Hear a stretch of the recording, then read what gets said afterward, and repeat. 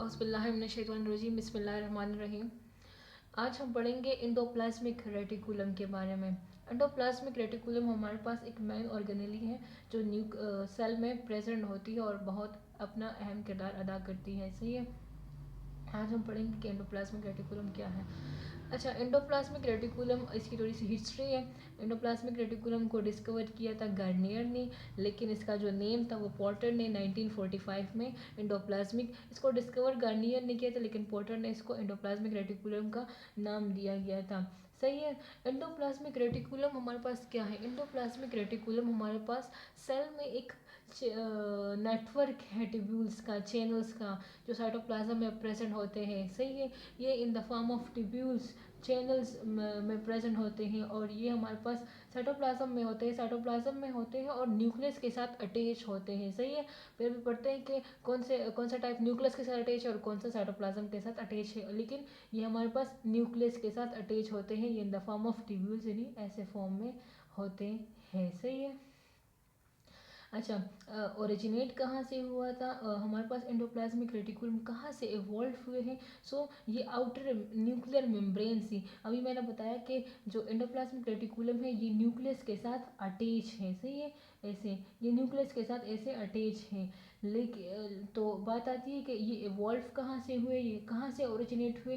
तो ये इस न्यूक्लियस के न्यूक्लियर मेम्ब्रेन से ओरिजिनेट हुए हैं। सही है।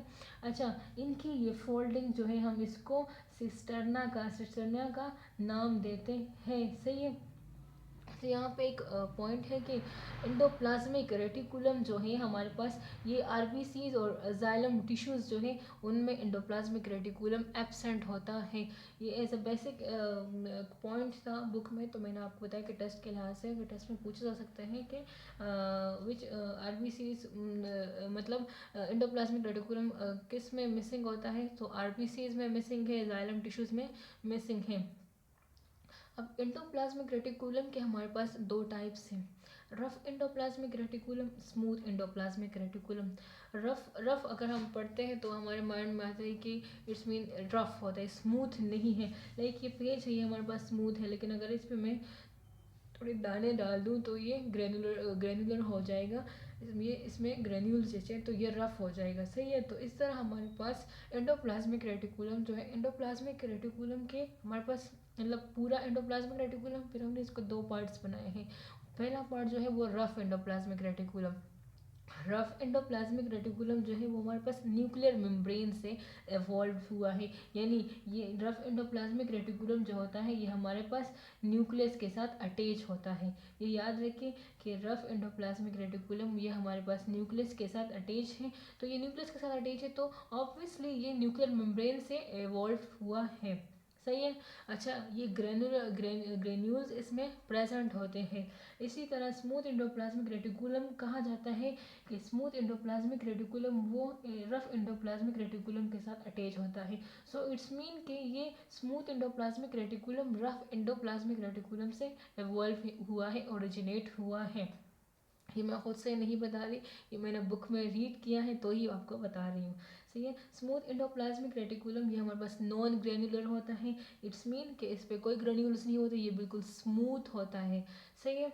अच्छा, क्यों स्मूथ होता है और ये रफ़ क्यों होता है? ये रफ़ इस वजह से होता है कि इस पर राइबोसोम्स अटैच होते हैं। राइबोसोम्स हमारे पास स्मॉल एंटिटी है लेकिन ऑर्गेनेली है हमारे पास, और ये रफ एंडोप्लाज्म। फिर राइबोसोम्स की बहुत टाइप्स है, वो हम बाद में पढ़ेंगे कि फ्री राइबोसोम्स भी, अटैच राइबोसोम्स में ही।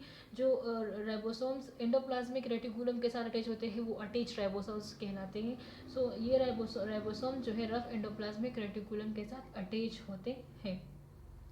सही है। और स्मूथ एंडोप्लाज्मिक रेटिकुलम के साथ अटैच नहीं होते, तो इसी वजह से इसको स्मूथ एंडोप्लाज्मिक रेटिकुलम कहा जाता है।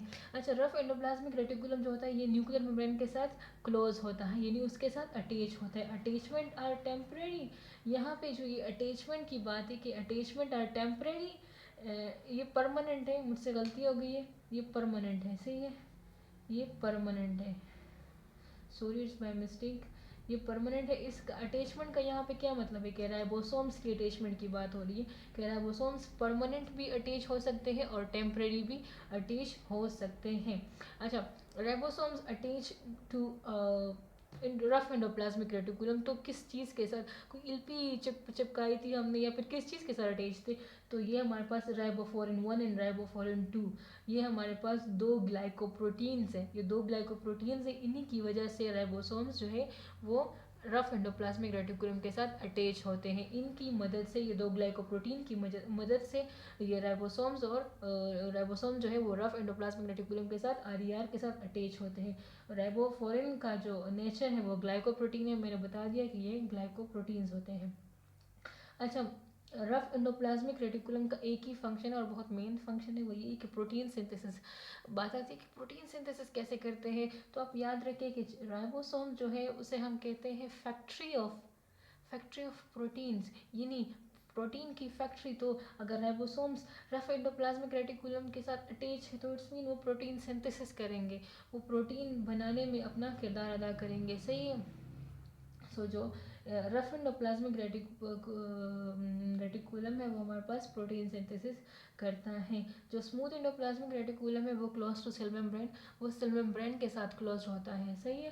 सेल मेम्ब्रेन के साथ मतलब वो न्यूक्लियस से फार अवे होता है और सेल मेम्ब्रेन के साथ नियर होता है, क्लोज होता है। फंक्शन इसका नेक्स्ट पेज पे पढ़ते हैं, इसका फंक्शन बहुत ज़्यादा है, इसी वजह से मैंने दूसरा पेज यूज़ किया है। अच्छा, फंक्शन इसका क्या है, फंक्शन ये मसल्स कॉन्ट्रैक्शन में मदद देता है। मसल कॉन्ट्रैक्शन में कैसे मदद देता है, क्योंकि हमारे पास जो एसईआर है वो कैल्शियम को स्टोर करता है, सही है। और कैल्शियम जो है वो हमारे पास मसल कॉन्ट्रैक्शन में अहम रोल प्ले करता है, सही है। तो ये कैल्शियम की स्टोरेज करता है, तो ऑब्वियसली ये डायरेक्टली मसल कॉन्ट्रैक्शन में हेल्प करेगा। एसईआर जो है वो हमारे पास detoxify the harmful drugs. For example, अगर आपने कोई ड्रग्स खा लिए, सही है, आपने कोई आपने कोई जहर खा लिया है ना, अपने टॉक्सिक चीज़ खा लिए और आप जो है अब अलाइव रहें, आपको कुछ भी नहीं हो, it's mean that in your body in your cell SER will be more. आपके सेल्स के अंदर जो एसईआर की क्वांटिटी है वो बहुत ज़्यादा है, इसी वजह से आपको कुछ भी नहीं हुआ। अच्छा, ये इसके एग्जांपल आती है कि ड्रग्स जो है वो लिवर पे ज़्यादा मतलब असर करते हैं ड्रग्स। तो अगर आपके लिवर में एसईआर बहुत ज़्यादा है तो इट्स मीन इनका वो कुछ भी नहीं हो सकता, आप बिल्कुल सेफ रहेंगे।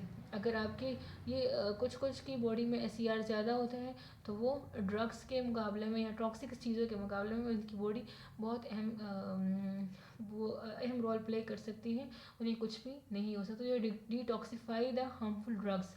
अच्छा, इसका दूसरा जो फंक्शन है वो लिपिड सिंथेसिस है, सही है। लिपिड सिंथेसिस करता है इन द फॉर्म किस फॉर्म में करता है, लाइक इसने हार्मोन को सिंथेसाइज किया और उन हार्मोन्स को सिंथेसाइज किया जो लिपिड इन नेचर है। स्टेरॉइड्स हार्मोन जो है जिसमें हमारे पास एंड्रोजन हार्मोन्स आते हैं, कोर्टिसोल हार्मोन आते हैं, ये हमारे पास जो है स्टेरॉइड हार्मोन्स है, ये लिपिड इन नेचर होते हैं, सही है। तो ये लिपिड को सिंथेसाइज करता है। अच्छा, it play important role in the transport of material within the cell.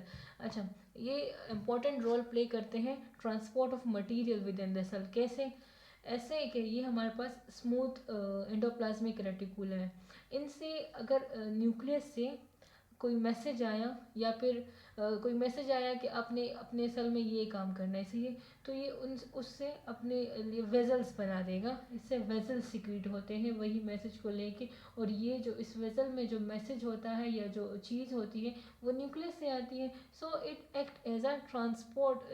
तो मटेरियल को ट्रांसपोर्ट करने में ये अहम रोल प्ले करता है, सही है।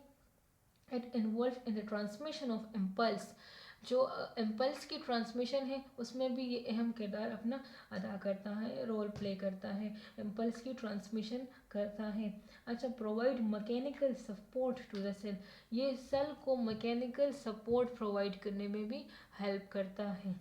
यहाँ पे एंडोप्लाज्मिक रेटिकुलम का थोड़ा सा डायग्राम है वो देखते हैं। फॉर एग्जांपल, ये सेल है पूरा, ये हमारे पास सेल है, सही है। इस सेल में ये हमारे पास न्यूक्लियस है, सही है, सही है, ये हमारे पास न्यूक्लियस है, ये न्यूक्लियस का न्यूक्लियर मेम्ब्रेन है। उसके साथ हमारे पास रफ एंडोप्लाज्मिक रेटिकुलम, पूरा ये एंडोप्लाज्मिक रेटिकुलम है। फिर हमने इनको दो हिस्सों में डिवाइड किया थ्रू राइबोसोम अटैचमेंट, क्योंकि एक में राइबोसोम्स है एक में राइबोसोम्स नहीं है। तो इस पे जो पहला जो आपको ये फ्लैटेंड सेक्स नज़र आ रहे हैं, जो चैनल्स नज़र आ रहे हैं, ये जो ट्यूब्यूल्स आपको नज़र आ रहे हैं, ये एक सेक को हम कहते हैं सिस्टर्नियम, सही है। और इनके ऊपर जो आपको अटैच ये ब्लू ब्लू डॉट्स नज़र आ रहे हैं, ये हमारे पास इनके ऊपर राइबोसोम्स अटैच है। तो इन्हीं राइबोसोम्स ने इनको ग्रेनुअल इन नेचर बनाया, इस पे इसको रफ इन नेचर बनाया है, सही है। और दूसरा अगर हम देखें इन सेक्स को, इन ट्यूब्यूल्स को, तो ये हमारे पास इन पे कोई राइबोसोम्स अटैच नहीं है, ये फ्री, इन पे ये विदाउट राइबोसोम्स है। तो ये हमारे पास स्मूथ स्मूथ है, सही है। और देखें ये हमारे पास रफ एंडोप्लाज्मिक रेटिकुलम ये न्यूक्लियर मेम्ब्रेन के साथ अटैच है, तो इट्स मीन ये क्लोज टू न्यूक्लियस, और ये हमारे पास जो है क्लोज टू सेल मेम्ब्रेन। ये जो रफ स्मूथ एंडोप्लाज्मिक रेटिकुलम ये क्लोज टू सेल मेम्ब्रेन, और ये हमारे पास close to nuclear membrane. Thank you so much, all the best.